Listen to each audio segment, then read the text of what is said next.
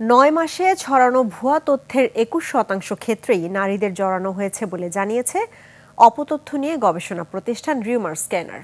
প্রতিষ্ঠানটি চলতি বছর ২৭৬ জন নারীকে জড়িয়ে ৫৬৭টি অপতথ্য শনাক্ত করেছে, যার মধ্যে ২৫ জন নারী রাজনীতিবিদকে নিয়ে ২৩৭টি অপতথ্য রয়েছে। বিস্তারিত শফিকুল ইসলামের রিপোর্টে।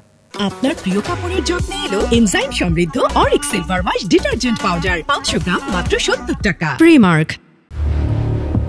বাংলাদেশে নারীদের ঘিরে সামাজিক যোগাযোগ মাধ্যমে ছড়িয়ে পড়ছে অপতথ্য।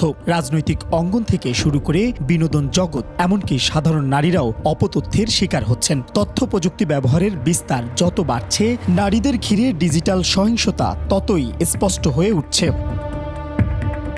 রিউমার স্ক্যানারের বিশ্লেষণ বলছে, চলতি বছরের জানুয়ারি থেকে সেপ্টেম্বরের মধ্যে যত অপতথ্য শনাক্ত হয়েছে তার অন্তত ২১% নারীদের ঘিরে, যার মধ্যে আছেন ২ নারী উপদেষ্টা সহ বিনোদন জগতের ২৯ নারী তারকা।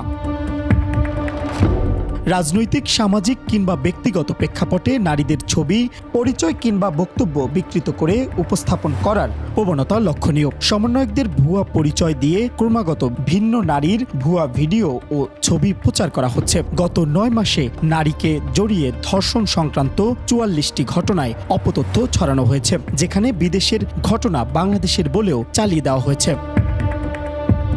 সাম্প্রদায়িক অপতথ্য ছড়ানোতে নারীদের বিষয়ে বিকৃত তথ্য ও ছবি ছড়ানো হয় সামাজিক যোগাযোগ মাধ্যমে। এর মধ্যে আবার পাশের দেশ ভারত থেকেই বেশি অপতথ্য ছড়ানো হয়।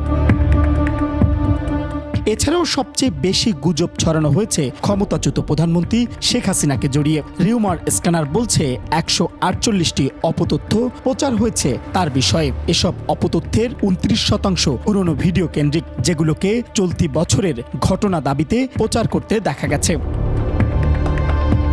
শফিকুল ইসলাম, একুশে টেলিভিশন, ঢাকা।